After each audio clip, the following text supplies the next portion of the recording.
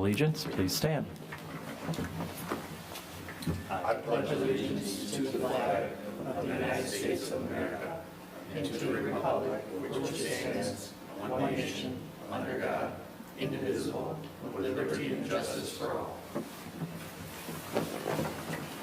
Thank you. Tom, would you take roll, please? I surely will.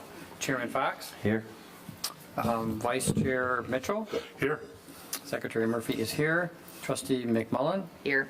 Commissioner Grissom, Here. Commissioner Mayer, Here. and Commissioner Ekman. Here. All right, thank you. Item 4, approval of our meeting agenda. So moved. Support? Motion from Commissioner Mitchell, second from Commissioner Grissom. Any changes? All those in favor say aye. Aye. Opposed, nay. Motion carries. Next up, approval of meeting minutes. I make a motion to approve our meeting minutes of August 24th, 2023. Support? We have a motion from Commissioner Grissom, second from Commissioner Murphy. Any changes to those? All those in favor say aye. Aye. Opposed, nay. Motion carries. Call to the public. Anybody for anything other than item 7A, now would be your time. Didn't think so. All right, the main event tonight is our public hearing for site plan PD application number 23-008. This is for the Highland Reserve Plan Development. This is a preliminary site plan. Give you a brief idea on how we're going to run the meeting here tonight. In a moment, I'll open the public hearing. We'll turn the meeting over to our planning director, who'll give us a brief overview of the project. We'll have the applicants come up. Anything they would like to present, say, do in regards to their project. We'll see if anybody here would like to add any public comments to it, and then we'll close our public hearing. After we close the public hearing, then we're going to take a look at that staff review letter dated September 21, 23. Have you guys come back up, and we'll kind of just do a roundtable conversation as we work our way through the letter. So with that being said, I will open the public hearing at 7:03 for the applicant Michael West, parcel ID number 4708-26200-002. The applicant is requesting to rezone approximately 39.5 or 0.05 acres from CA Conservation Agricultural to PD Plan Development. And for the record, all public notice requirements for this public hearing have been met. So Troy, I did my part. Now it's up to you. All right, thank you. Let me start off by explaining where this property is located. This is a zoning map of Heartland Township. And if you started at the major intersection of US 23, which would be right here, and M59, the property we're looking at is going to be east of that, along M59, out near where Cundy, this would be Cundy Road. The property we're looking at is right here. It's a kind of a square-shaped piece, just under 40 acres in area. And you can see from this zoning map, it's currently zoned CA, or what you can see is this color green, which is actually the CA Conservation Agricultural zoning category. And this is the property they are requesting to do a plan development on. Let me jump to the plan, if you will. So this is the site plan that we have, and at the top of the monitor would be Highland Road, or M59, and then on the west side would be Heartland Glen Lane that goes down to serve the golf course. And then to the east is essentially undeveloped property. This is the layout that is shown here. It is 101 single-family homes. That is slightly different from the conceptual review. At the conceptual review, it was 100 homes, so one additional home has been added here. And then to the south of what you see here is Heartland Glen Golf Course. Of this 101 homes, 35, which are shown in this darker brown, not really darker, maybe a light brown, these are actually single-family homes that would be for rental purposes, and then the white would be owner occupied. The 35 rental is the same number that was shown during conceptual review, so that remains consistent.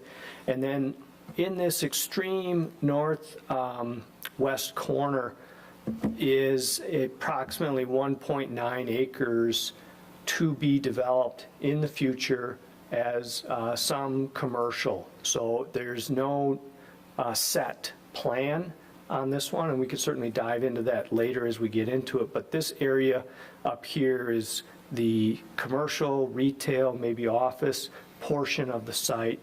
The rest of this is single-family residential. That's a quick overview of the project. Just to recap what the process is and the plan development. The first step of a plan development is conceptual, where an applicant presents a plan. The Planning Commission looks at it, provides feedback. There's no formal decision. It then proceeds to the Township Board for a very similar discussion. Township Board provides feedback, but again, no formal decision. If the project proceeds, the next stage, which is the stage we're at right now, is called the preliminary stage. At that point, the plan becomes significantly more detailed. There's a public hearing, which we're at right here.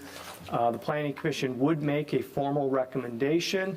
It would also go on to the Township Board for a final decision on the preliminary stage. And then there's a final portion of the plan development, which is the final PD. And at that point, we are looking more at the legal documents, the plan development agreement, the master deed, any access easements or any other easements at that point would be discussed. So that in a nutshell is the process. We're kind of in the middle on that, and we're at this point looking at the plan itself. And with that, I'll just be available to answer any questions that you might have. All right. Now would be your turn. If you'd like to present, whatever you'd like to present to us, the Like floor is me yours. here? Any preference? Your choice. I'll stand. I've been sitting all day. so. All right. Good evening, everyone. My name is Mike West. I'm here representing Green Development Ventures, Allen Edwin Homes, 2186 East Center Avenue in Portage, Michigan. Also with me this evening is Matt Diffin with Diffin Engineering. He's our engineer for the project. Thank you very much for your consideration. Thanks to Troy for his very comprehensive review.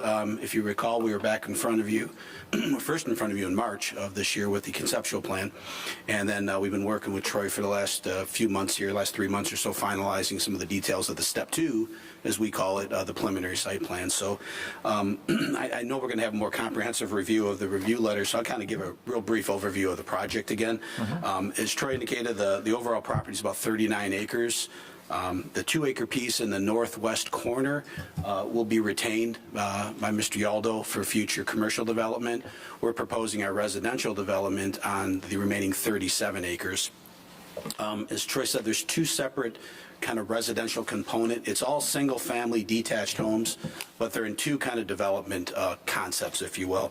Those 35 units that are kind of focused on the northern and northwest portion of the property, we're planning on developing that as a single deed rental community. So it will be, the individual lots won't be subdivided like in a site condominium, which is the remainder of the property. There will be like a townhome development, if you will, or for that matter, an apartment development. Single deed. The homes are going to have the appearance of a subdivision because they're going to be laid out just like you would in a platted or a site condominium subdivision, but we'll be offering them for lease. That's about 1/3 of our residential project. The other 2/3 is site condominium subdivision. So we'll be developing that more of as a traditional with those lots available for retail sale. Home product will be very similar. We've given you a sample portfolio of home. That's a small sample, but there'll be a mixture of ranch, 2 stories, some bi-levels ranging from maybe $1,250 on the low end to maybe $2,800 on the high end if we get that one, or at least $2,200. We've provided 5 kind of examples, but we have several others that will also fit within those footprints. Overall density is about 2.7 units per acre. We have 101 units on 37 acres roughly, so about 2.7 units per acre. Talk a little bit about, I know we had some conversation on the conceptual plan about the footprints and the separations, so I'll spend a little bit of time talking about that. What we're proposing is we're proposing for the rental homes, those yellow boxes represent a building envelope. And those envelopes range in width from roughly 42 on the low end up to 50. The majority of them are around 50 feet wide. And then the depth varies as well, but they're 60 or 65 feet in depth. We're envisioning the house being located somewhere within that yellow. The house, any patio that we may have for those rental homes.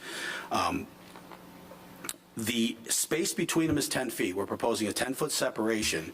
And I know there was some discussion at the last meeting on, wow, that's going to look kind of weird if they're all 10 feet apart. Well, they won't all be 10 feet apart. What that 10-foot separation allows us flexibility for building product. The portfolio of homes you have, there's 5 homes in there. One's 38 feet wide, the other 4 are 40 feet wide. So the reason we're asking for that wider envelope and the shorter, the smaller separations and setbacks is to allow for a third stall garage, especially in the retail component, because we think that's where it'll be desired more than in the rental component. I don't know how many homes we'll build, if any, with a 3-stall garage in the rental component. And then we also have some other home plans, traditions. I think we've shown you Integrity, that series of portfolio homes. But we also have a traditions element, where most of those home products are 50 feet in width. So it just allows us some flexibility in locating these homes, allowing for third stall options. So again, in the rental, we're looking at 10-foot separations. On the site condominium, we're looking for, since they're going to have parcel lines, we're going to be looking at 5-foot side yard setbacks. And all those building envelopes will be at least 50 feet. So what we tried to do, Troy kind of gave us some direction on how to kind of more visually show that. So on Exhibit A of the pattern book that you folks should have, we kind of did 2 snips within our Highland Reserve project where we kind of want to show what it's going to look like. So the first snip is along, Troy's already ahead of me here, Abernathy Street. So that's going to be in the rental home. This is along Highland or M59. So you can see there's various home product put here, and we show that the box is shown as a light brown box on the plan, but we're showing it how it's going to lay out. You'll see the only place we're really going to get to that 10-foot, assuming we even do this, is on units 5 and 6, where you have a third stall garage. Everywhere else where we don't have third stall garages, you're looking at setbacks that are going to be between 12 and 20 feet. And that has been what we've typically have done in other communities as well. The other one is in the site condominium portion, off Caradale Court there. I think it's reversed. North is actually going to be pointing toward the bottom of your plan set. Again, showing how these homes would lay out with those 5-foot side yard setbacks in the property line. So again, we had one, if you look at the units there, where we have an Integrity 2000, Integrity 1800 on the right side, there's a 10-foot separation there for at least a portion of the garage and the house. Everything else is in that 12 to 22-foot separation range. That's the way it'll play out. After we did this, Troy said, hey, do you have any examples of communities that we've actually done this in? And we have a couple that are under construction, so I couldn't get good aerial photographs or anything from them. But I did want to show you 2 of them that we did, and that would be in Exhibit B of your pattern book. There's some aerial photo snips of 2 communities where they're not exactly the same, but they're very, very similar. Let's see if Troy can find, I don't know where it might be in the whole. I think it's in your, it's an attachment in your narrative. It is, correct. It's exhibit, it's going to be up more than that, yep. It's going to be Exhibit B, so a few more up. Almost a little higher to get to the top of it. All right, there, right there. Bretonfield Preserve is the first one there. And this is the development in Kentwood, where it was a PD, so we have a very similar open space and walking trails and park features like we have in this development. It kind of shows you an aerial view as well as a streetscape view of what what those ultimately turned out to be. Now, on this development, we had 55-foot wide lots compared to the 60-footers we have here, so we have an extra 5 feet here. But this is the way it laid out. We have 10-foot setbacks allowable there, but in this snippet, we have, I think, I'm trying to think if we have a third stall garage in this development. I don't think we do in this snip, but this is the way it laid out. We had homes that were anywhere from 12 to 17 feet. And again, they're on narrower lots, they're on 55-foot wide lots, but same home product that we'd be doing here. So it kind of shows you both the street view of that and then an aerial view. The other one, this is a little bit older development. It's down in Vicksburg, south of Kalamazoo, Centennial North.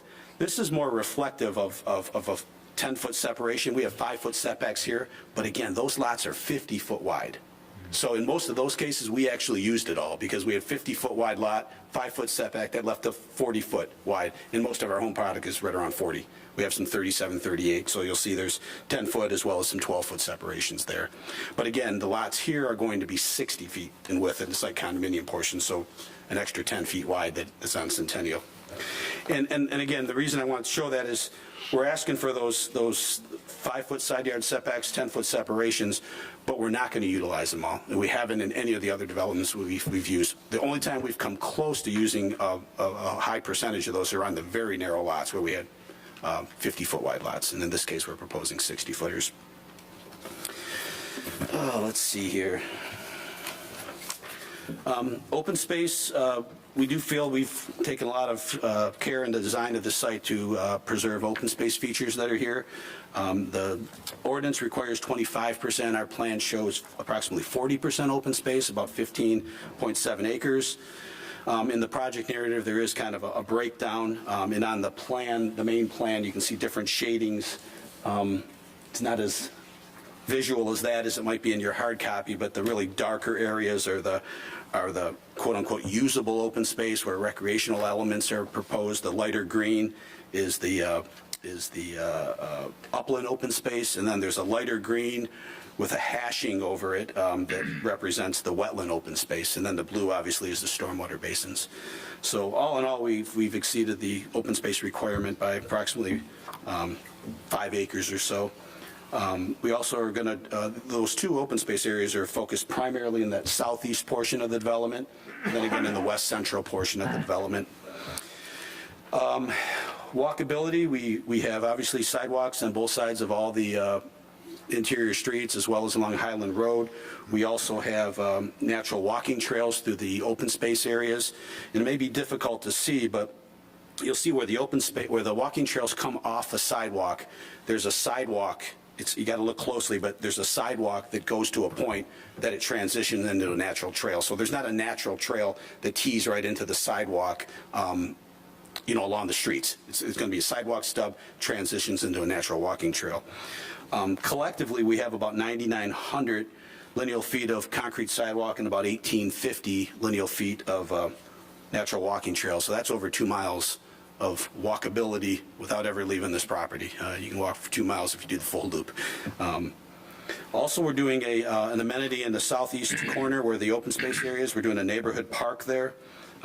We kind of illustrate with both on the plan and then with some attachments, exhibits in the pattern book, but we're proposing a covered pavilion, 16 by 16. We'll have some picnic tables below. We have a playground, which roughly 32 by 80 in size. We're going to have some swings, play equipment, some benches and so forth for people to sit by. And then we also have just some open green area for people to lay out, throw a frisbee or a football. That's tied into some a looped trail down there, walking trail. So that'll be a nice amenity for the residents of the property. There's street trees, greenbelt landscaping. I guess I'll just briefly go over that. We can talk about that more in the review if you want to. Two access points, one from Highland Road and M59, that's Lockerbie Lane on the northeast portion of the property, and then there's another one to Heartland Glen, Abernathy, that's being proposed as well. Our access point to M59 obviously is under MDOT jurisdiction, and Heartland Glen is a private road, so we are working with Redwood for an easement for access on that. And our understanding is that easement was a requirement of their PUD approval to allow access in connection. We'll have to work out a maintenance agreement and so forth. Fleece and Vanderbreek did complete a traffic impact study for us in June. I think you folks, I don't know if they provided a copy of that, but it's a little confusing because it brings in Mr. Yaldo's, what he was visioning at the time. So the bulk of the traffic generation was from that gasoline station, convenience store, drive-through restaurant. I didn't realize how much those things generate, but comparatively, it was over 4 times what our residential component was. But again, Mr. Yaldo does not have specific plans yet determined for that property. So geometrically, our location on M59 meets the guidelines according to our traffic engineer. We'll have to go through MDOT, obviously, for permits and so forth. Internal streets will all be private. 30 feet, back a curb with a 66-foot private right-of-way. We did take into consideration future extensions and neighborhood interconnections. Melsetter Street is going to terminate at the east property line to allow future extensions to that vacant property. And then Ardmore Avenue will terminate at the southern end where the golf course property is to allow for future extension and interconnection as well. Stormwater, we have a couple stormwater basins located in the western portion of the site. Also some rear yard drainage swales that are required by the Livingston County Drain Commission. Those systems will be privately owned and managed by the HOA. We did have a recent meeting here with the Drain Commission yesterday that was very positive, so we're moving forward with that. Wetlands, we did have a wetland delineation done last spring. There are some areas of wetland. We're avoiding about 95% of them, but we have 2 areas that we're going to have a permanent impact and a temporary impact that's going to require EGLE approvals. One of them is by Melsetter. You can kind of see that little red line that kind of juts out like a little finger. That's part of that larger regulated wetland there. There's some impact there of about a little under 0.2 of an acre, 0.176 acre, that would be permanently impacted there.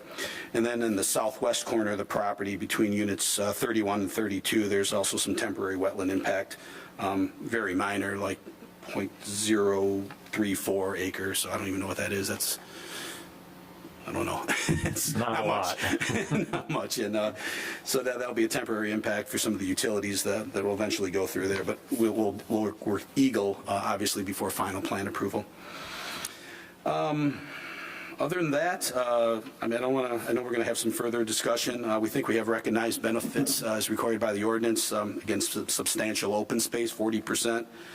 Sustainable and walkable community with over 2 miles of sidewalk and trails, the neighborhood park, and we think we're going to bring some quality housing to Heartland Township in that price range that's, I think, going to be most attractive for the middle income range. And interestingly, this year I know permits are down in just about every major county that we work in. But we've built more homes this year than in any other year. So we really think we're hitting that demand, that niche that's really in demand for people for affordability. Some of the higher end homes, that 450, 550, 6, they're the ones that are suffering right now. If you're a custom home builder, this year's been rough. So, but I'll hold off some of the other stuff until we talk, and I don't know if you have any questions for me now or talk later on. I actually do, if I can, please. Yeah. We'll get them in the Okay, meeting. we'll go back to it. All right. Yeah, because we're going to close the public hearing here. Did anybody want to add any comments at all? Public hearing. Yeah, do you want to say something? Yes. Yes, if you'd like to step up to the microphone, give us your name and any comment you'd like to add. Okay. Good evening. My name is Dave Nona. I'm a manager of Heartland Glen Development LLC, which owns the Heartland Glen Golf Course just west and south of the proposed Highland Preserve development. I'll give you the address for the golf course, which is 12400 Highland Road, Heartland Township, Michigan. Well, I'm here to object to the proposed development because the engineering plans that were submitted with the package and that I reviewed indicate that the sanitary service for most of the proposed lots are connecting to an existing sanitary pump or lift station on Heartland Glen property without our approval. This lift station was constructed as part of Redwood's Phase 1 development. Then Heartland Glen needed to expand the capacity of the lift station and actually paid for the expansion to accommodate potential Redwood Phase 2 development and any future development on the golf course property. The applicant has not made any attempts to contact us about this situation, except for today at 4:30 in the afternoon, as I was coming to this meeting, I got a call from Mr. Ben Deal with Alan Edwin after I had placed 3 calls to him in the last few days and left messages. I had confirmed with the Livingston County Drain Office that the lift station has not been dedicated to the county.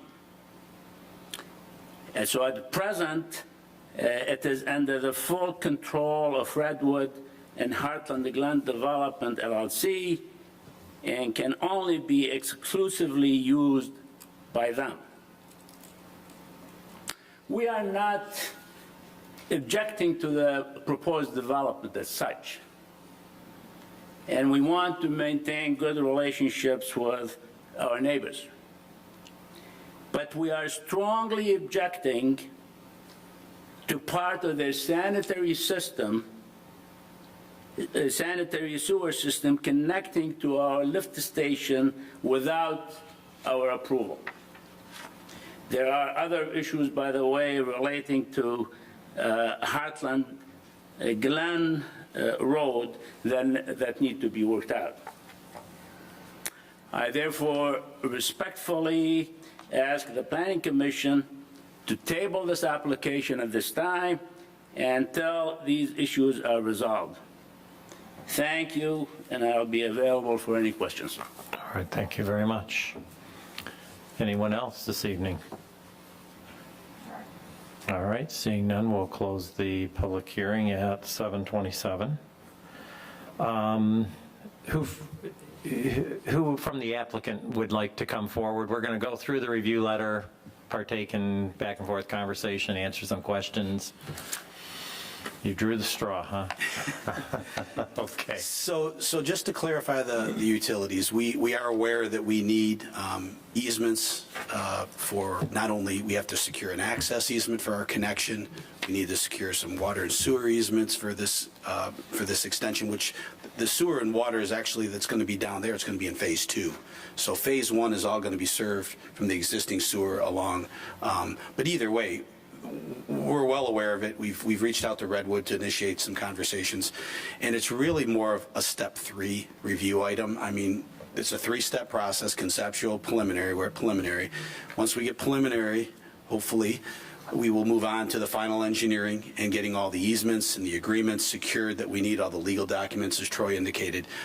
So we're not building this after tonight. We still got a long way to go. We got to go through the Township Board for preliminary step 2, and then we have to get all these approvals secured, which will be probably months down the road until we get all those be able to present for final. So just wanted to, we're aware of it. We've had some communications with Redwood, and we will work with whatever party we need to work with. Our understanding is the lift station currently hasn't been accepted, but it will eventually be under the jurisdiction of the county once it's built and it's operational and they accept it. The county will be accepting it. So we'll be working with them for access to that sanitary sewer. So. Okay, very good. No, we don't get into that. No back and forth, okay? Okay, thank you. So what we're going to do is take a look at this review letter. Why don't you, Michael? Yeah, why don't you come on up here, because we may have some questions, or you're going to have to nod your head. You can. Both microphones work, whatever works for you. We're going to take a look. Do you have a copy of that staff review letter dated September 21? I do. All right, so we're going to take a look at that. We use it as our guideline, that way we can cover everything that needs to be covered. And I'm going to start on page 6 of that document, or packet page 14. A lot of the previous type notations and verbiage were already talked about this evening about history. So if we take a look down at the bottom, the eligibility criteria, we have 5 items to take a look at. I'll touch on those. Please, if you have something to add or a question, please do so. Are there any comments on the recognizable benefits? They did bring forward the items that they were proposing. Everybody good with those? All right, so we'll move on over to page 7. Minimum size for PD is 20 acres. Of course, we have 39.05 here, so there's not much discussion. Talked a little bit about the utilities there. I almost think there could be some discussion. Take a look at that second to the bottom paragraph if you wanted to add in your community benefit. I think staff is noting your extensions to the adjacent properties east and west could be considered a benefit also. Something to consider as you move forward. Are there any thoughts on that particular paragraph or section?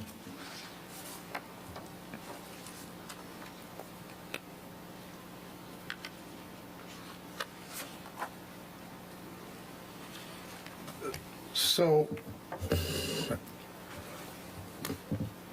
I'm confused at the moment. So, Troy, could you point out where the existing sewer lift station is at, or approximately? Let me see here. I'm gonna probably pull, this is an aerial. This is M59. This would be Heartland Glen. This would be construction of Redwood. This is an aerial from June 9th of 2023. I believe that lift station was in the southern portion of this development down here, Okay. Redwood. And again, we don't get into connections to, that's a construction phase, so you've got another final piece. We've never had these type of questions at this stage of a plan development. So that would typically, you would need to get to construction to actually have spent the time to develop construction plans to figure out those things. Well, you don't spend the money on those type of plans until you know you can do the project, so. Okay, Does that work for you? yeah. Okay. All right, so any other comments on that? If not, I'm going to move to page 8. Compatibility with the comprehensive plan. Any comments on that? Everybody good with that? Scrolling or moving down to page 9, scrolling if you're doing it on your computer there. We have unified control can be demonstrated, so probably no discussion there either. Page 9, halfway down, plan development design standards. We've got 11 items that we look at. One is permitted uses. Predominant use on the site shall be consistent with uses specified for parcel in the township's comprehensive plan. Looking for a variety of housing. I guess, Troy, nothing really to add to that? On the, well, I think we later discuss some of the commercial stuff, but what they're proposing is part of this, some commercial with some single-family residential. Okay. Everybody fine with that? All right, residential density. Maybe Troy, you have that fancy little chart on page 10. You want to take this topic? Yeah, and just to clarify, I think the applicant mentioned it was 2.7. And that's probably a difference of how the acres they included. So when we look at a planned development, we take the entirety of that planned development. I think the applicant was only looking at their portion of it. So that's why his number is going to be slightly higher at 2.7.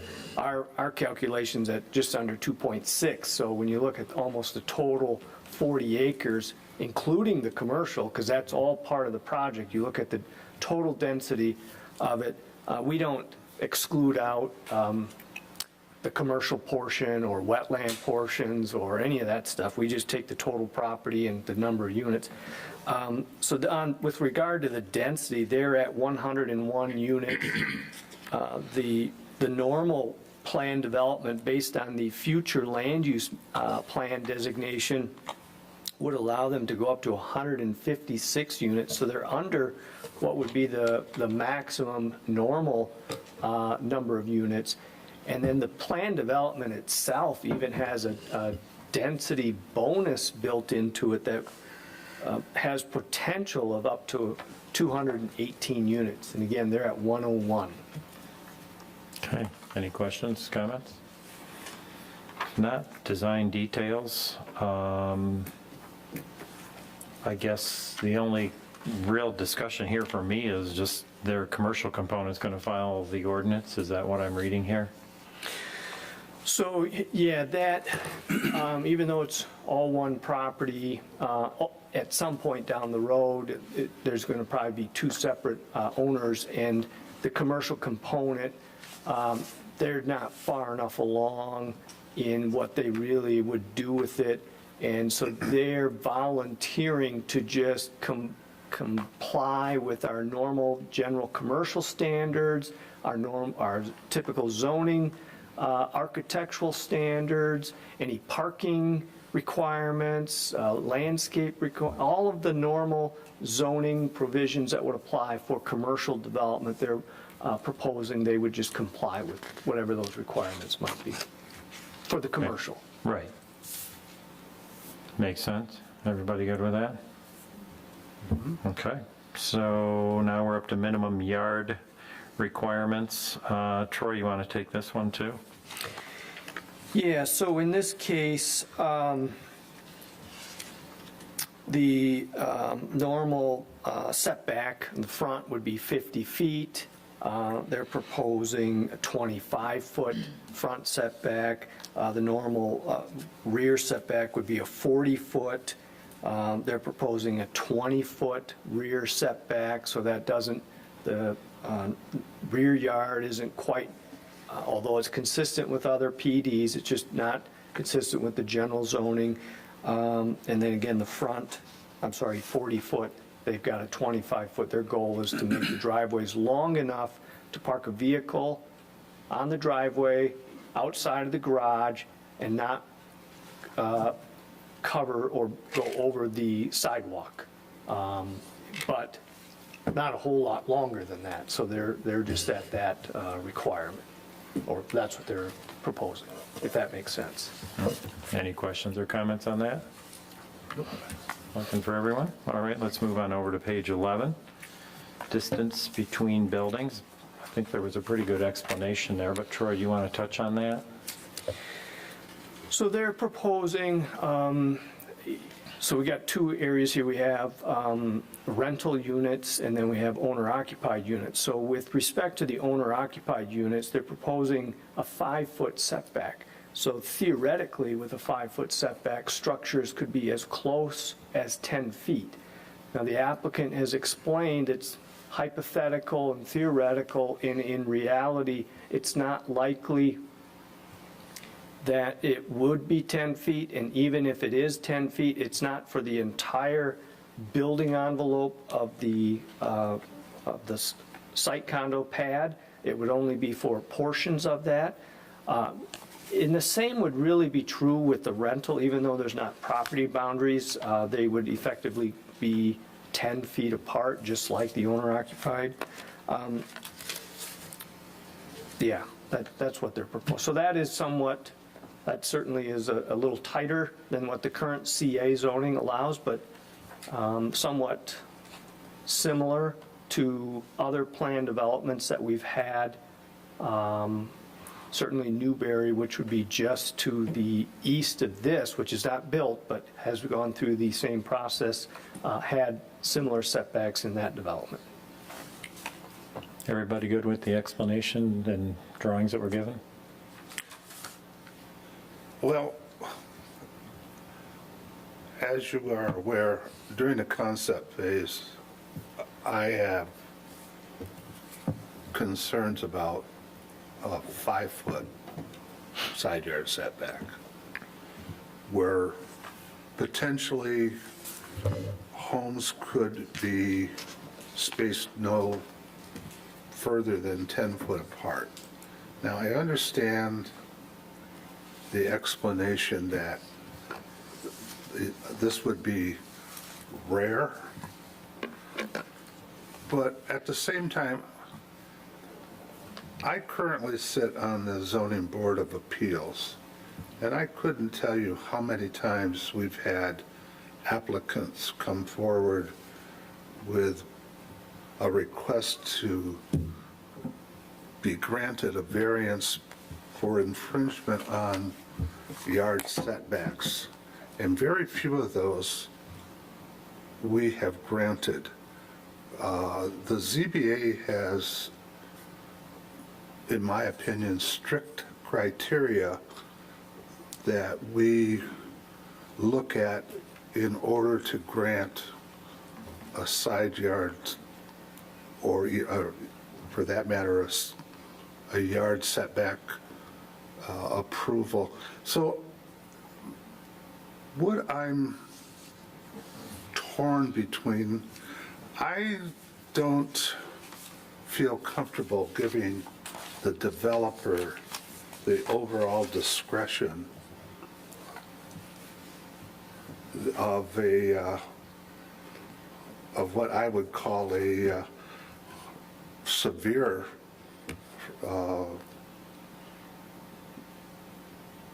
what I would say would be a severe infringement on our ordinance for yard setback.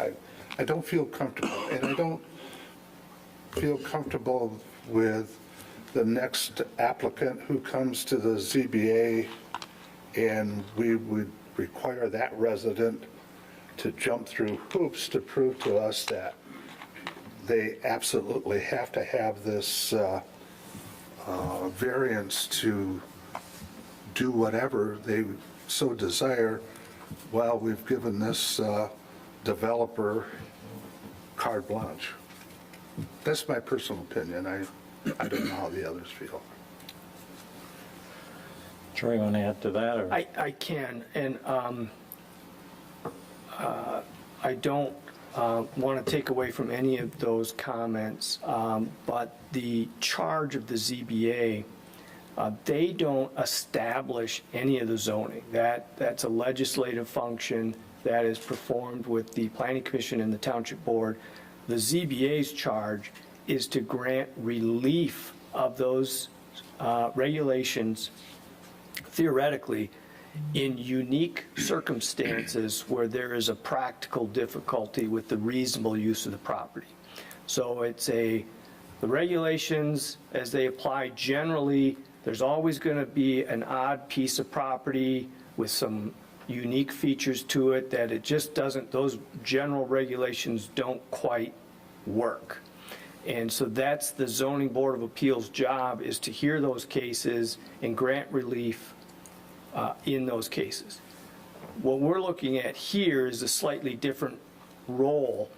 This is almost a legislative function where through the plan development process in itself, the property will become rezoned with new standards. It's not truly a variance being granted. It's as if we've rewritten the ordinance to permit 5-foot setbacks for this property here. Now, it's subject to a plan that we're seeing, but ultimately, when the board approves the very end final PD, that is a rezoning of the property to PD and subject to these standards that ultimately are part of it. So there's two different criteria involved in it, but those comments are fair and certainly something to consider. Okay? Well, I would just like to add beyond all of that, that let's all identify this as being a, I don't know if the right word, I think I had this word at our site plan review committee and was corrected, affordable house in today's market. Affordable houses in today's market are on smaller parcels of land. Part of it is the whole package as it all goes together, and you drive around and see these types of developments, and they are all closer together than we're used to seeing on our 1 to 10 acre parcels. So it's a concept of what we have to realize is part of what comes with that. And I think when you take a look at the special planning area, which is substantially about 4 times bigger than this in density, in number of units, I think you see it there, and that's why it's there also. I think this corner in that section of the township has been decided to be that way.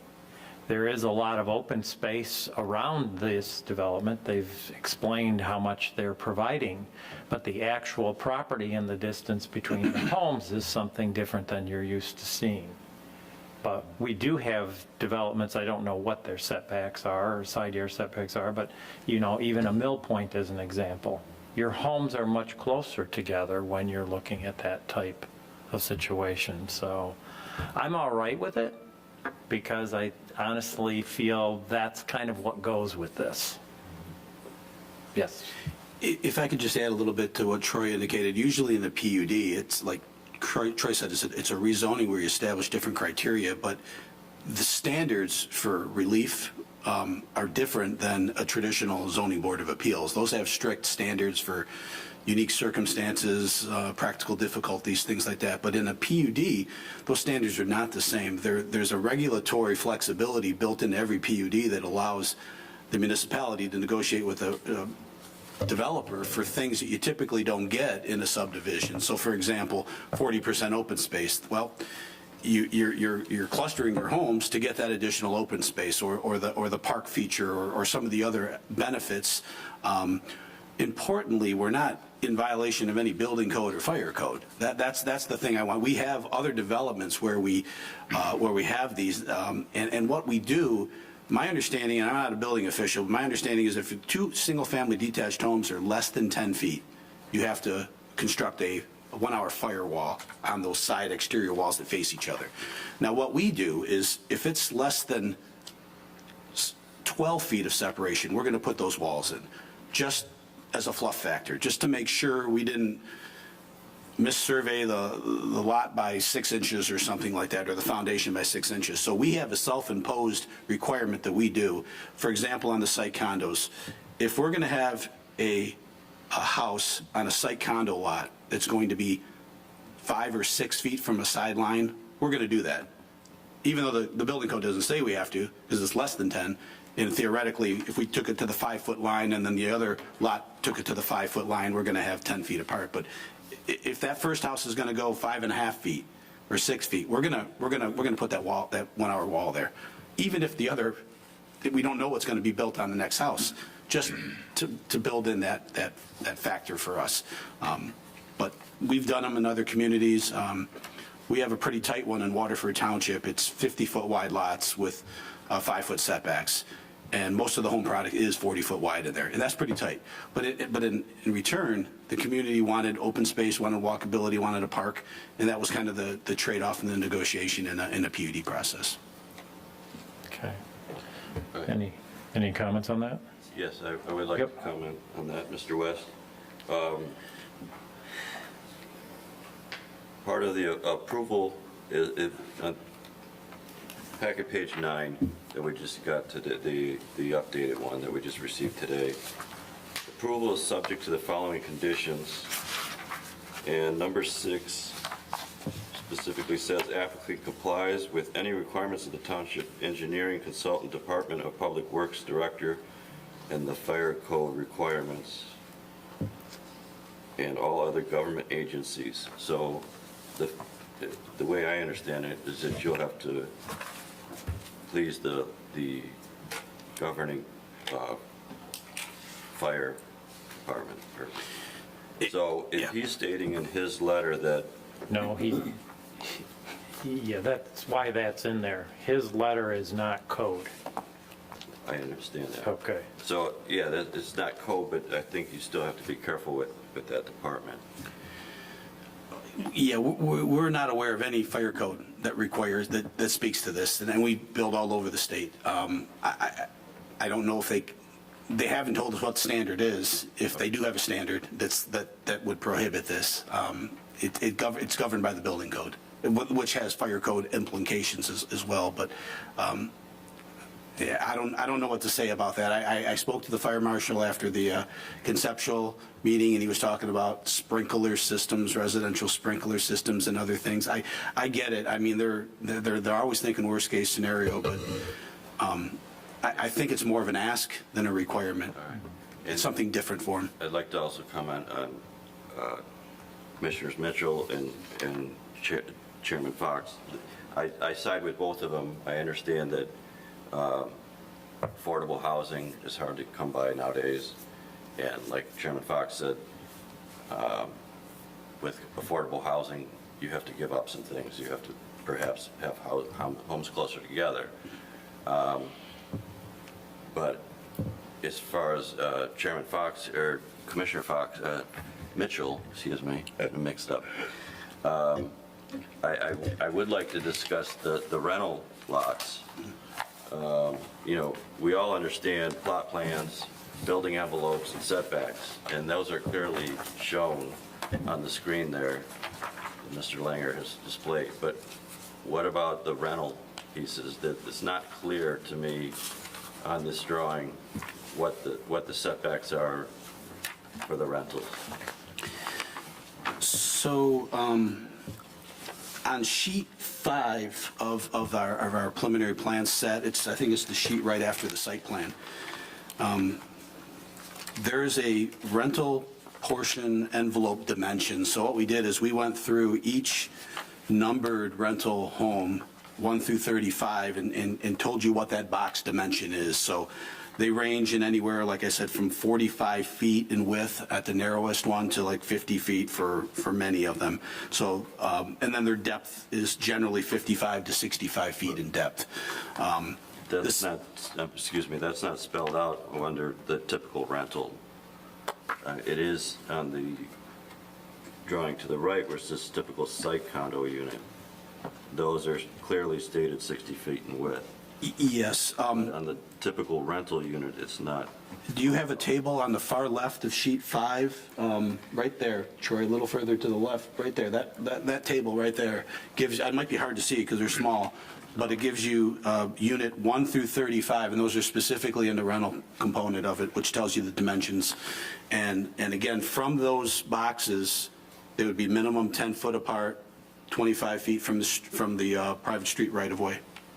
So those widths vary from, the building envelopes vary from, let's say, 42 to 50? Yeah, correct. Okay, and earlier you stated that you have houses ranging from, once you said 37, once you said 38, and most of them are at 40. Correct. That we're planning right now. So if a building envelope is 42 in width, for example, unit number 34, how are you squeezing in a 40-foot unit? Well, again, that 42-foot measurement is the measurement of the box, which assumes a 10-foot separation. So we put a 40-foot wide home product on a 42-foot wide box would still leave a foot on either side within that yellow You're box. including the garage in that? Correct. Yeah, everything. Patios would be included in the back, and that rental component is going to have no outbuildings, so they're not going to be sheds and pools and so forth. And that they're going to be strictly rentals. So. Fair enough, I understand, thank you. Okay. Anyone else? Are you all right with these side yard setbacks after hearing all that? Yes, Summer? Okay. Okay. No, you You're didn't not. look at me. No, I'm not. I know you're not. I'm looking at the others nodding yes. Okay. Just pretend I'm not here. No, I caught you. Building height, really, you can define it, but I think you're probably under 35 feet would be a good guess. Parking and loading, looks like we've got the garage alone will satisfy the parking requirement, 3 stall. Obviously, the driveway will allow vehicles parked in there, so we should be good with that. Everybody good with the driveway and the parking? 8, landscaping, let's just hit that later, because it is in detail as we hit the next section. Open space was highlighted a little bit. Troy, do you have anything to add on open space, really? Not really. If you have questions, I'd be happy to help answer. I think the applicant outlined it's over what we typically get for PD, so, or would be a minimum for PD. I shouldn't say typically get, but what we, minimum requirements, so. Okay, is everybody good with that?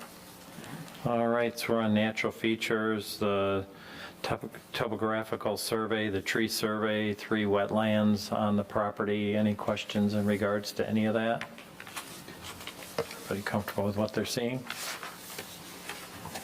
All right, I am over on page 13 now, sidewalks and pedestrian access. I think it was brought up several times. Do you have, anybody have any questions on that? This is where I hit, I'm sorry for my interruption. You're fine. No, you're fine. So, yeah, my question would be, Troy, if you could make the map just a little bit larger to see the whole development.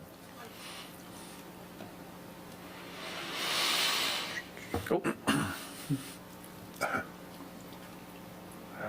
Now it's going, trying to zoom in here.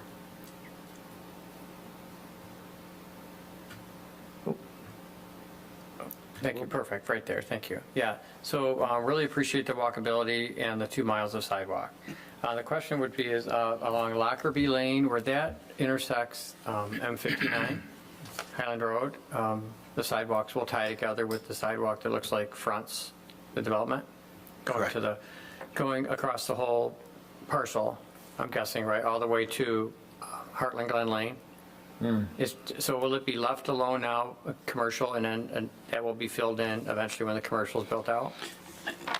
That was the thought, because if we extend it, they're going to tear it out if they're looking for access and utilities and so forth, so. I don't think there's anything west of Heartland Glen Lane to tie into yet. I don't think so. I didn't see anything. But yeah, that's stop it a little bit short so that it doesn't get ripped And out. inevitably be built out with the commercial though? Correct. Following you. Okay, great. Yeah. And so then internal Abernethy, is that how you say it? Yes. So where that intersects Heartland Glen, it looks like the sidewalks might just end. What is the plan for that particular area? So we'll likely have a crosswalk there. I don't know if it's necessarily shown like it is on the other one. We'll have a crosswalk that goes, that connects the two, the north and the south side. So crossing to the north and south, yes, across from. Like a crosswalk, yeah. I don't know if is there sidewalk planned on the west side of Heartland with Redwood, or on the west side of Heartland? I don't recall Yeah, that there I is. don't either.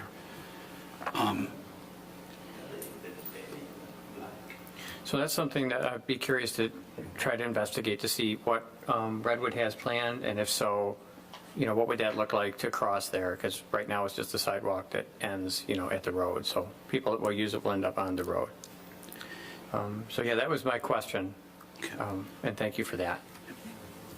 Okay, any other questions on that? All right, let's move. We're still on page 13 here, down about a third of the way. Requirements for preliminary review, section 3118 EII. So we have a couple topics here, not too many. Sewer and water. Public Works has provided a letter of July 11th. You guys good with that? Okay. Stormwater and drainage systems. Any comments on that? A lot of that engineering comes later. Traffic impacts. Troy, you want to touch base on that?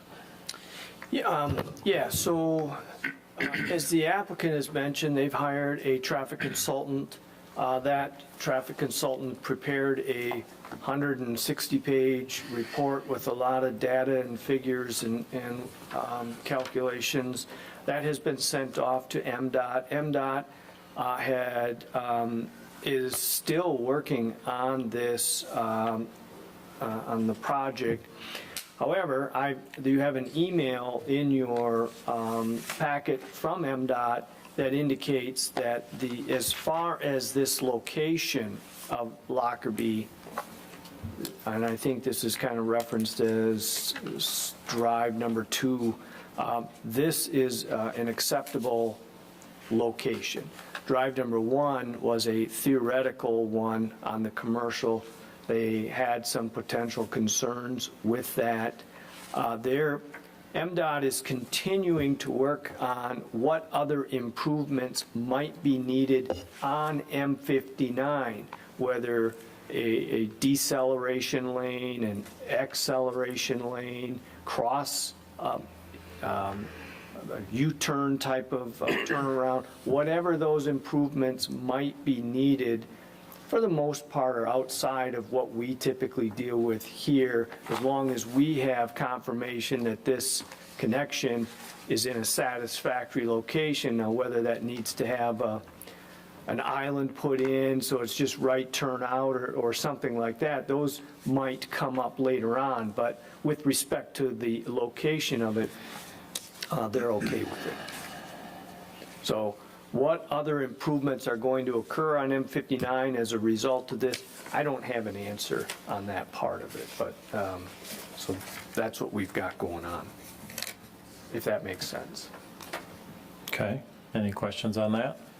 Comments? Okay, let's move vehicular circulation. Troy, since you're talking about all this stuff, would you like to touch base on road width specifically? So, as the applicant mentioned, they're doing 30-foot back of curb to back of curb. And sometimes you just get really technical on how you're measuring this stuff. And you end up in the real details. And this is probably a topic we're in some pretty good details on. What they are proposing technically is not consistent with our zoning ordinance requirements, which when you get to a development that has over 24 lots or 25 lots, it's essentially defaults to the Livingston County Road Commission standards, and their standards are 30 feet face of curb to face of curb. What that difference is about a foot or so on one side and a foot or so difference on another side. And if we did that, what you're essentially doing is you're cutting into the landscape area between the sidewalk and back of curb, where we're proposing to have some street trees. So what you're doing is you're shrinking that area on both sides of the road. And so what they're proposing of 30 feet back of curb to back of curb is exactly what we've done in the villas, the courtyards, Fiddler Grove, just about every development, certainly in my Walnut Ridge. This is consistent with what has occurred in a variety of developments, at least in my time here. Everyone good with it? It helps to have a visual, which I don't have readily available, to show a profile of the street with curbing and so forth. And they're proposing not your normal curb and gutter. They have what's more of a rolled curb, so the driveway can pretty much go anywhere on that lot. And as opposed to the normal curb and gutter, you'd actually have to cut out that section of concrete to then have a driveway approach connect to the road. Does that, Wow. did I get too much into it there, or is that good enough? Okay. We're pretty advanced here. Okay. Any questions or comments on that one? We've used, what they're doing is what I'm used to seeing in all the developments that we've worked on around here. So Fiddler Grove was one. We've sometimes get into that discussion with the fire department, and they like that curb they're proposing because you can drive on it when necessary. So if they've got a car parked they can get around easy enough versus the normal 90-degree or whatever that normal humped curb. Well, truck would go over it anyways, but they like that drive-off curb, whatever it's called. So, there's nothing more on that. Let's move to page 14, fiscal impacts. They provided a little bit of information there. Anybody have any comments? Is everybody good with it? Okay. Landscaping, how about if we just touch on this one section at a time and start with Greenbelt landscaping? Any comments on Greenbelt landscaping on this plan? Pretty good with it? All right. B, canopy tree along internal roadways. Okay. Any questions or comments on that? Just their comment at the end where they talked about the white oak tree. It's just going to be revised to the 3-inch, so it sounds good. Okay. And the reference that they made about the street trees, they talked about this canopy trees along internal roadways, and they say that there should be a tree every 30 feet, but then you've done them every 35, but actually our ordinance has a different section called street trees, and that's 35 feet on center, which you guys are meeting. It was just reference to the wrong section, Okay. so you guys are right in alignment. Does that make sense, what I'm saying? They just accidentally referenced the wrong section, but they're following what we're hoping for. Okay. Moving over to page 15, buffering and screening.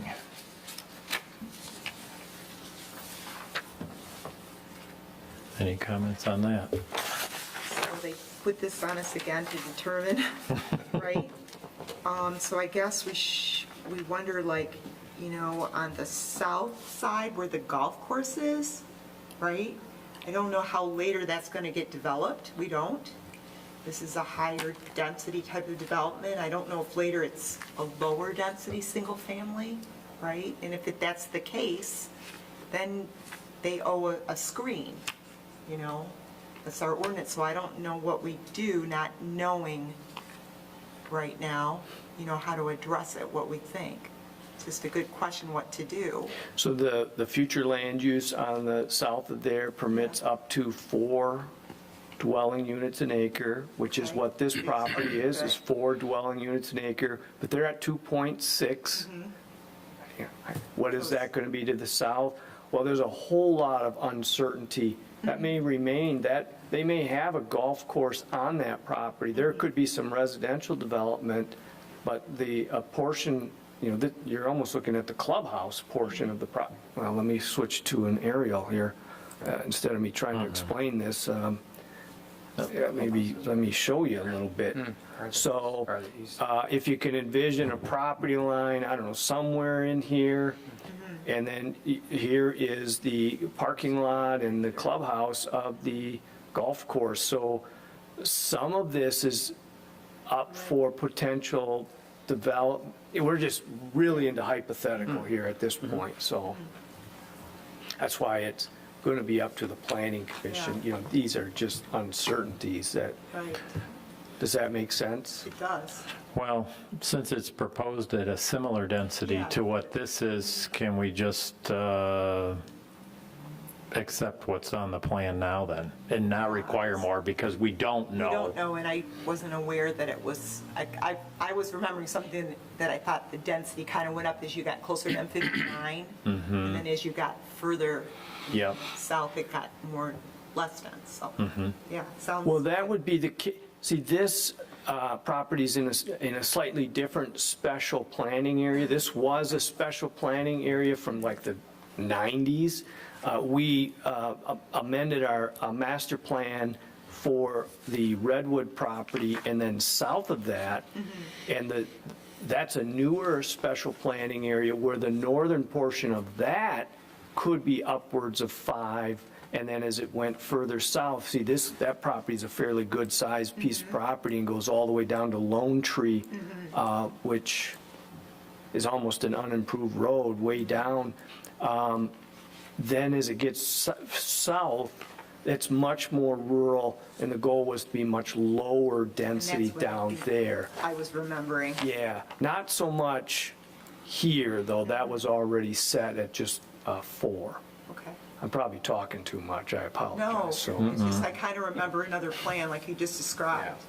Right, just Yeah. moved to the south, so it sounds fine. So we're good with it? Okay, well then let's look at detention, retention area landscaping. Are we good with that, or any comments on that? It said that the requirements for the ponds were, 13 trees on one and 18 on the other, and you're providing 12 and 16. So we're short. And also the intent of the ponds, we're just to try to make it look more natural. And right now, the alignment is just this is preliminary, it's not the final, but they're just very regularly spaced trees. So we're just trying to have you meet our ordinance and then just kind of meet the intent to make it a little more groupings. So if you can do that. Naturalize it. Yeah, exactly. so just to clarify, there's 2 things I'm hearing. One is an increase in the number of trees, and 2 is to Randomize. is it, I don't know, I'm not even sure if that's a word, but Naturalize. randomize or Just natural. make it look more natural versus planted Okay, by man. Versus equally spaced. Versus equally go. spaced, Thank you. right. Technical. Yes, there you go. So we're there. E, requirements for single-family residential. Looks like there was some landscaping on the rental units, and then the for-sale homes that's each homeowner does their own deal. Correct. Everybody good with that? Yeah. Okay. Other site details, just for notes, irrigation on the berm along 59 is included. Some street lighting involved. There was a picture of it in the packet. yeah. If I can find it. Very nice addition to the area, I suppose, if you live in there. Page 16, architectural building materials. Michael, did you want to just touch on what, we made you lug that stuff over here. Could you at least, we got to It's ask. a lot heavier than it looks, by the way. So, yeah, I tried to blow up the board. I wanted to bring a more of a pattern board, that would actually come up and touch them, but they didn't have it in the showroom.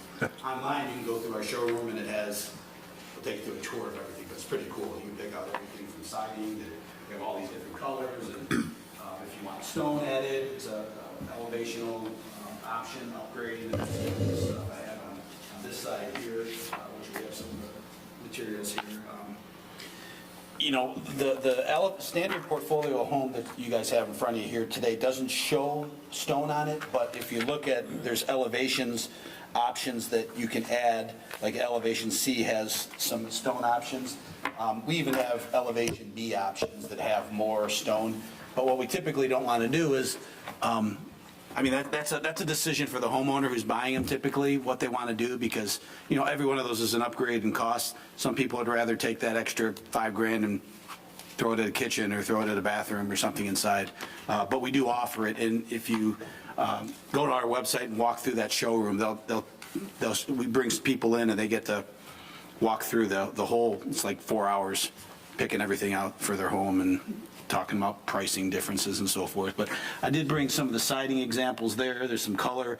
This is part of your appendix exhibits, I think. I don't know, I lost track of which exhibit letter it is, but it's in the pattern book as well in a smaller format. But variety of different siding colors. We try to offer different, even if we do specs or if we do the rental, we'll alternate the pattern. We don't want just one color throughout the neighborhood. We try to get some diversity and variety in the different coloring that we put there.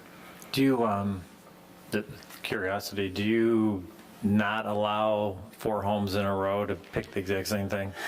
Or do you just let people do what Some they communities want? say, no, we can't do that. But, I guess if you're in the site condo section where people are going to be able to pick it out themselves, I don't think we're going to prohibit somebody from having the same, color siding next to each other. But, and it depends on what home they pick too, because the front elevation's going to look different, the facade's going to look different. So, but having some of that that variation in the community does make a difference. I think when you drive through, it doesn't all have the same appearance. I've been through some beautiful condominium complexes where I don't know how those folks find their way home every day because everything looks the same. Everything looks exactly the same. I mean, I'd get lost in there, but so we try to have a little bit of variety and flexibility there. So. Okay. Any questions, comments for him on architecture materials? All looks good? So I just have a comment. If this were commercial development, the applicant and I probably would have spent 2 to 3 weeks talking about colors and architectural buildings, but with single-family residential, for the most part, we don't get quite as involved, but I just do want to point out, normally we stick to more earth tone colors. The applicant is proposing some reds that are a little bit different from what we normally would see in our zoning ordinance, and just want to make sure you're okay with that, or if you've got concerns, now's the time to comment on that. So, Any comments? This is we have like, I think, one red option on siding, and I don't know if you want, I can have you pass it around, but it's kind of a rustic red, if you will, from our siding options. Okay. Good with it? Yes, no, maybe? Okay. We're good. So I am on page 16 now. We did the architecture, other requirements, nothing at this time. DPW review, you got the letter dated July 11th, so you'll have to take care of that. Engineers review dated July 24th, comments in there. Fire authority, there is the letter dated March 2nd. If you are so inclined, the motion will address some of those issues. Is there anything else? I have one item, but is there anything else anybody else would like to bring up at this time? I was trying to find, and I thought I had read it in here. Troy, there is a section where you made a comment where lot coverage had not been indicated. Was I reading that in this packet? don't you worry. So let me ask, Mike, so do you have some idea that you could throw out for lot coverage? Yeah, so, I mean, those lots, where we have lots, you know, like in the site condominium on those 66, they're going to range, most of them are in that 7,200 to like 8,700 square feet. I don't know exactly how you measure lot coverage, Troy. Is it just building? Because some communities are just building and they'll have like a 25% or 30% maximum coverage. I don't know if yours is defined that way, but. So in ours, it's any portion of the structure, any deck, any paving, any patio, and any sidewalks or driveway are counted towards I'm talking right now about a normal single-family residential zoning category. And they vary from 15% to, we even have some around the lake where it's like almost a 60%, maximum 30% building, but 60% total impervious surface on those properties. What's being proposed here is very similar to what we did with Walnut Ridge, in that we didn't get tied into a lot coverage. So when you're looking at a land use permit for a new house, you're looking at, does it meet all the setbacks, and then you're calculating all of the coverage to verify if it complies. What we did with Walnut Ridge is essentially said, here's your building envelope, and because you got so much open space in your project, you just can't go outside that build. You can do what you need to do in your building envelope, but that's it.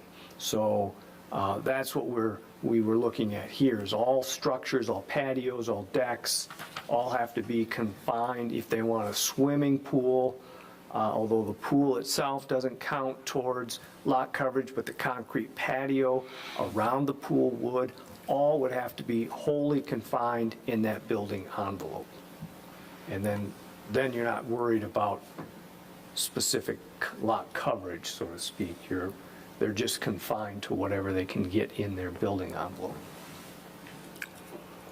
So the reason I asked that question is I don't want to get into a situation like we had with Heartland Estates and several of the other developments where we had to go back and alter the presented or stated lot coverage Yes, because yeah, that was, certain residents or particular sites couldn't meet the stated requirement.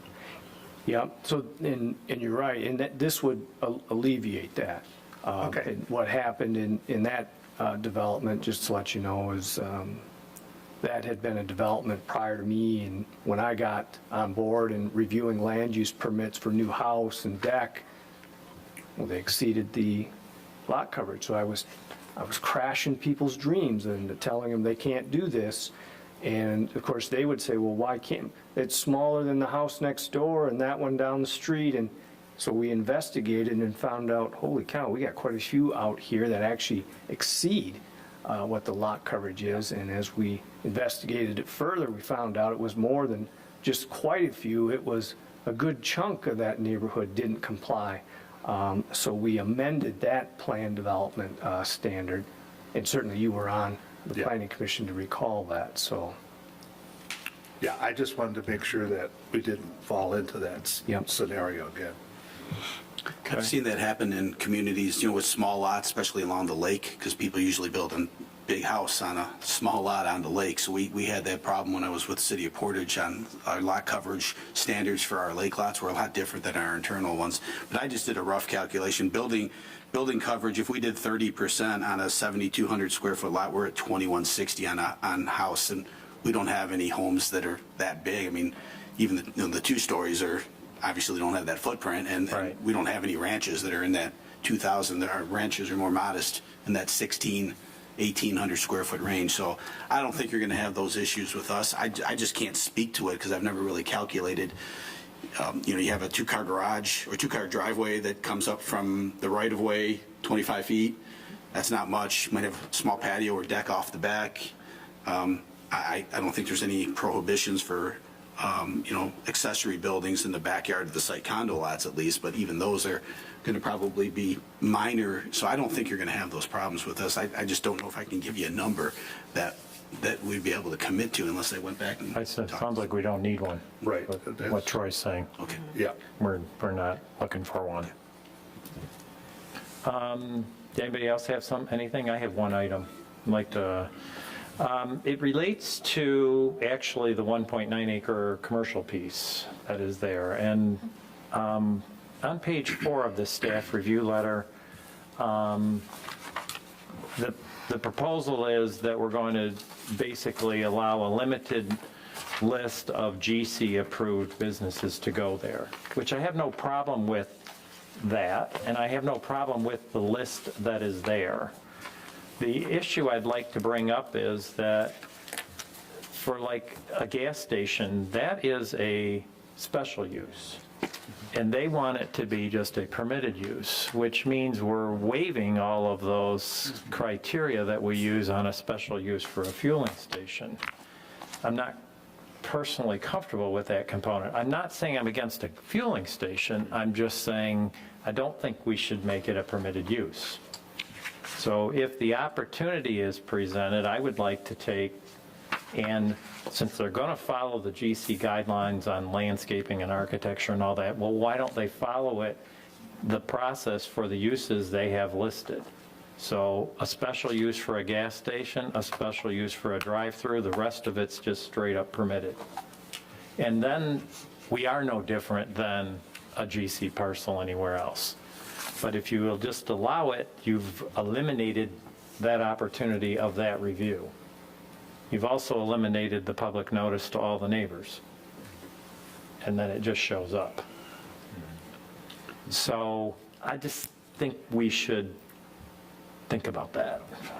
And if you agree with me, I think we should direct them that way now. If you don't, then I'm fine. I'll be quiet. No, that's a good catch. So right now, is it sort of going to be a commercial inside a PD? Is it like, does it still have, I guess it's subject to PD, but the only subject is that it's commercial, basically, is what we're at, right? So, Well, Troy can better explain it, I think, what they're proposing to do with that piece in terms of the PD. Yeah, so this, and I'm using the landscape plan here, but this portion right here, whether it's 1.9 acres or 2.1 acres, I'm not entirely sure myself, and I think it's referenced, call it approximately 2 acres right here. And what they have done is, instead of saying all of those uses in the GC, they went through and said, well, not all of them, just these 10 or thereabouts. We want to be able to do those 10 uses in this property. So this portion of the PD would allow these commercial uses. And we don't know exactly what we're going to do.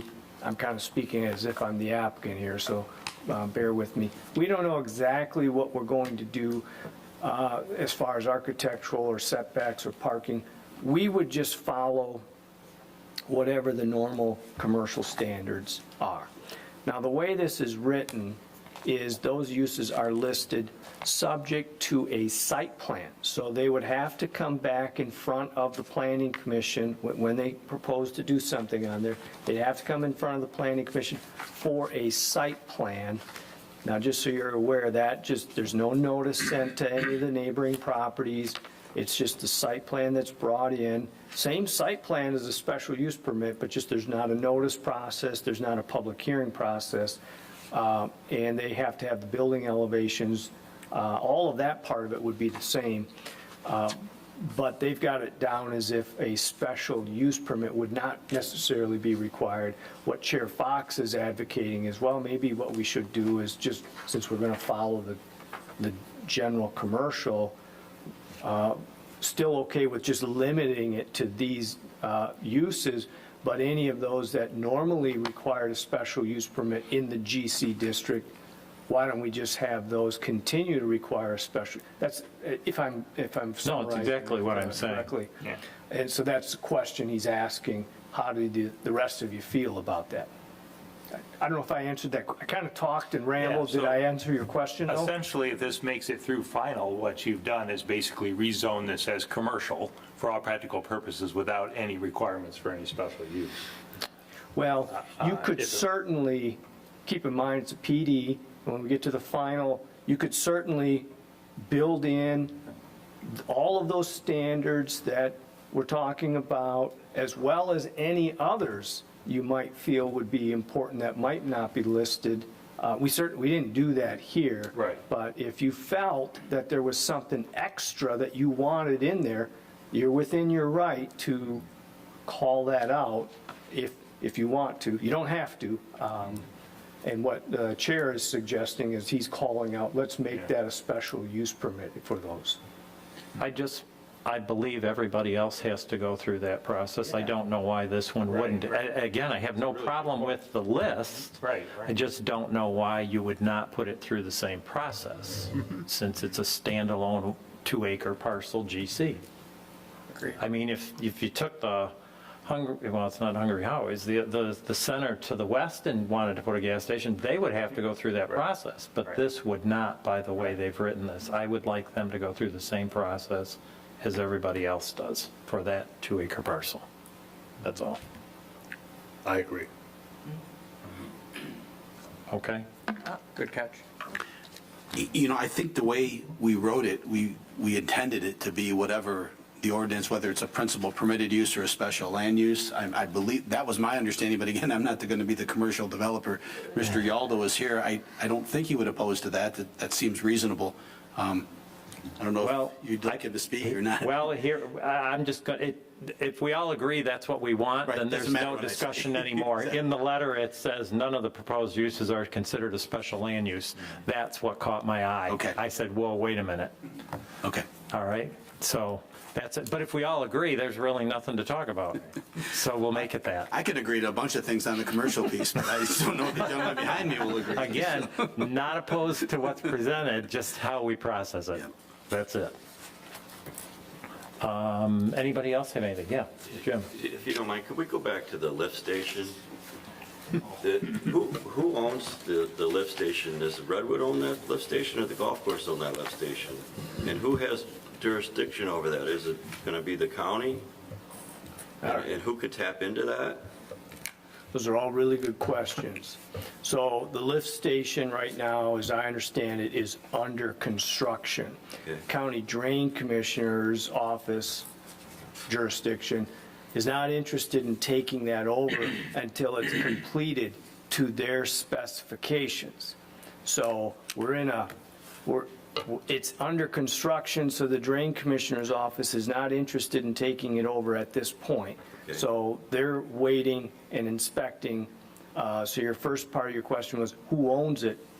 Well, it's on, as I understand it, it's on the Heartland Glen Golf Course property with an easement. There was an easement that was part of the Redwood development that encompassed that. So it's on the golf course property. I don't know that I'm going to be able to answer the exact question of who owns it, but it's somewhere between them.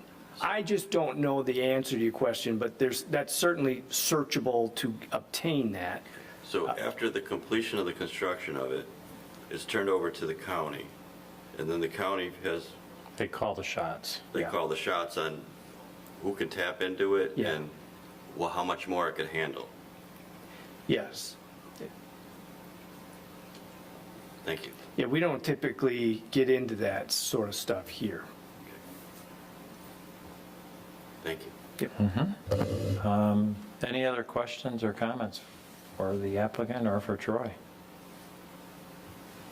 If not, and you are so inclined, on page 1 of this staff review letter is a motion.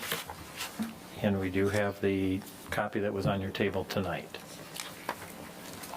So I'll just reiterate, for the purposes of what needs to be read, you don't have to go through all, 6, 7 items. There's that first portion. However, my notes reflect there are 2 changes you would want to make note of. One of those changes was with respect to some landscaping, and another one was with respect to the commercial portion and the uses, and some of them might be by special land use permit. So as you move forward, if you're inclined, make sure if you're in agreement with those changes that you notify or comment on those changes, if that makes sense. Yeah, regarding the commercial property, I think all we need to strike is that last sentence. None of the proposed uses consider a special land use. However it gets done. Yeah, Um, so.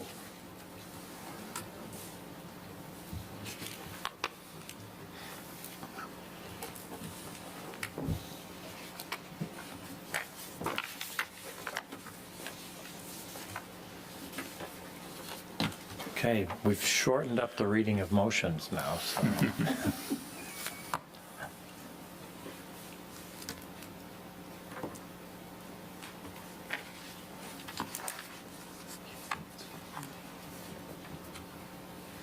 All right. Does anybody want? Well, I'll attempt, but I'm a little bit lost on that last one, to honor what you talked about, Troy, as far as what was our last one?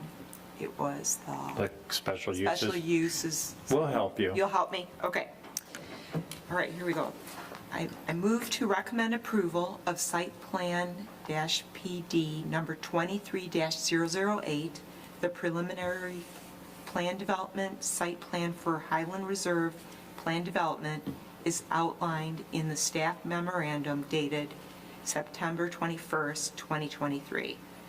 And then we say approval is subject to the following conditions. We don't need to read out those, but the 2 that we need to call out Yeah. are, know about the landscape one. We require that the amount of trees at the detention ponds meet, the ordinance requirements. And we ask that they are planted in a naturalistic manner.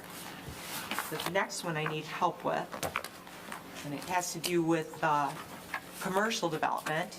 Yep. And it was that we've got our list of uses, and there were two of them that require special land, kind of uses, and we want to just follow the ordinance as it says for those uses in commercial that have to go through the special land use.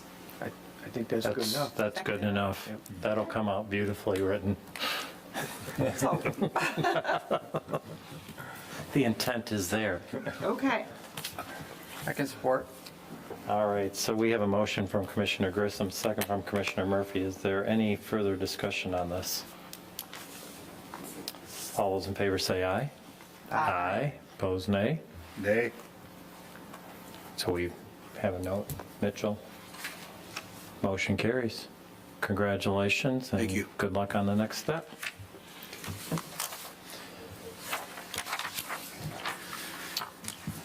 All right, call to the public. Anyone? No? Yep, if you'd like. Come on up. You can have the microphone. I'm just surprised to say that, the issues of engineering are not considered in here when they were part of the package. So the engineering plans that were submitted clearly indicate the majority of the lots extending into the lift station. The lift station, as I indicated, was built to satisfy Redwood Phase Number 1, and then we paid for the expansion of the lift station. In fact, it was made at the request of the Director of Public Works that I talked to. He was the one who suggested that and confirmed that it was done for the benefit of the requesters, which was Heartland Glen and Redwood. Now, I checked also with the Office of the Livingston County Drain Commission, and the lift station right now has not been dedicated, but when it's dedicated, it's going to be governed by a certain agreement that's drawn by the lawyers, and that agreement is going to specify how the capacity is used. This is not open to the public because it was expanded specifically for 2 users, and we can use it. So I understand this is not maybe the issue and the consideration in the planning, but why would the package include a set of plans about engineering, and they're fairly detailed, that show connection to a lift station, if it's not something that is relevant to this meeting?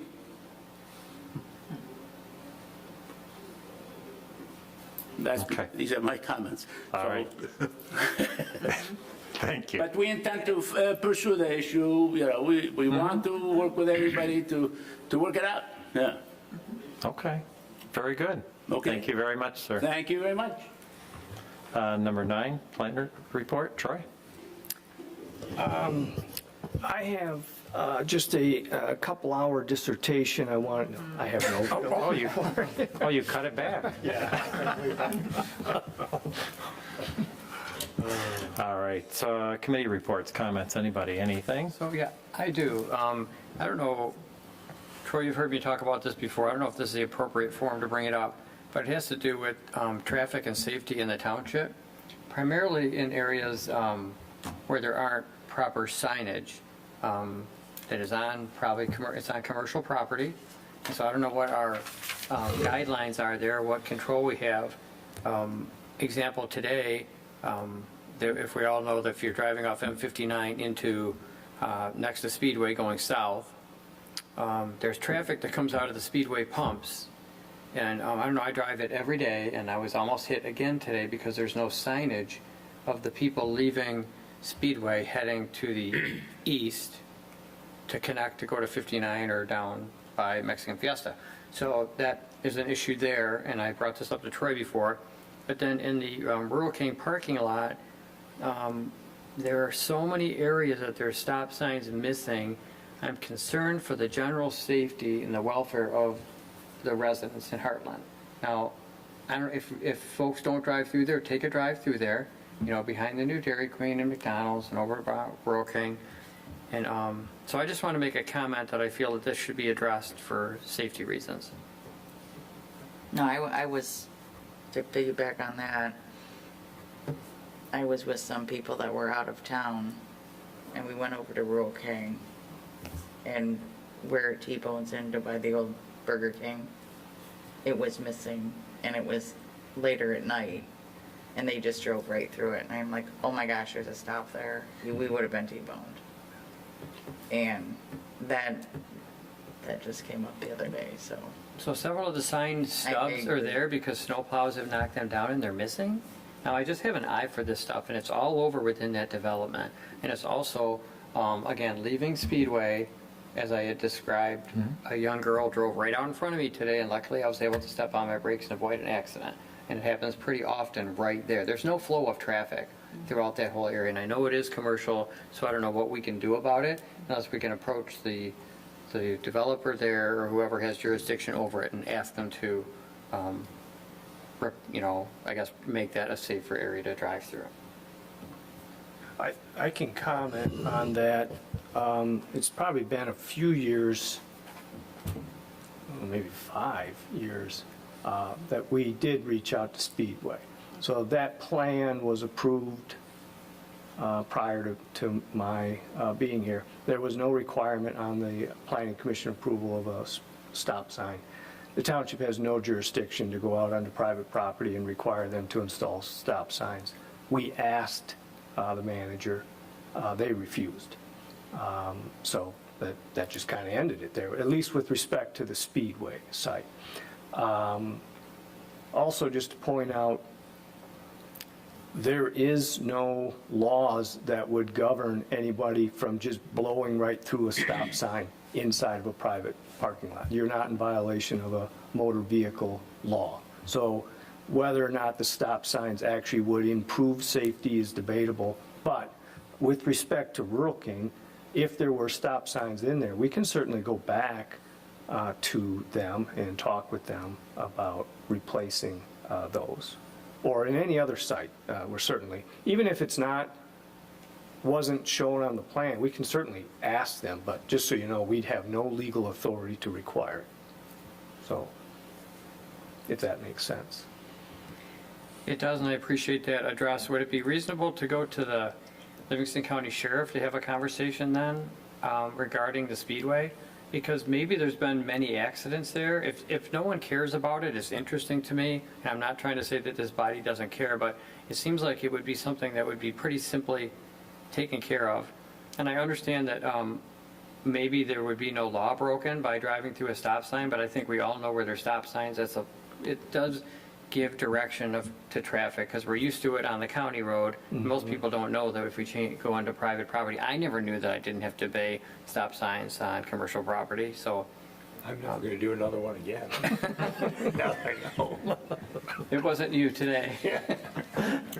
And remember, Troy told you it was all right. Yeah, you get pulled over, just say call Troy. Since we're on the Maybe public, you're on speed dial. So that's my comment. Thank you. 1-800 Troy. since we're on the public safety issue topic, Maxfield Road and Cundy Road are in the process of getting repaved, and there's a rumor going around town that they're going to raise the speed limit to 35. Does Heartland Township have any say in that whatsoever? Is that strictly county?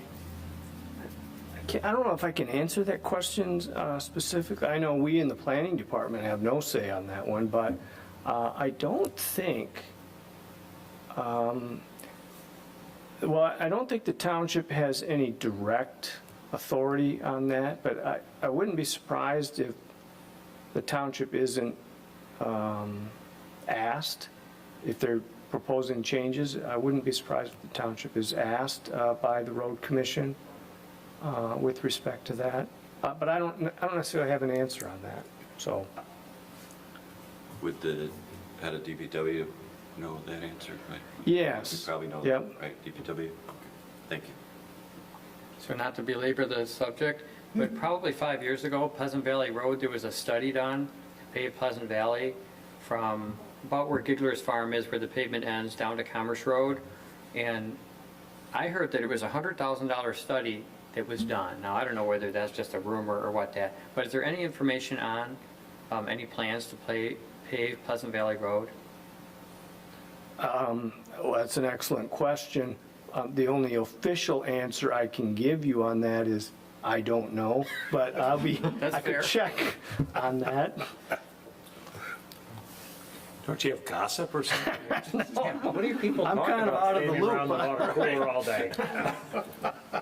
So you want to know, there's a lot in that question. Yeah. Was there a $100,000 study? Is that a That's my guess. question? Yeah, I heard that there was a And then, a study done. some are years they ago. going to pave it? Are there any plans to go forward and pave that? Yeah. If They so, said is there? after you move. Now you gave it away.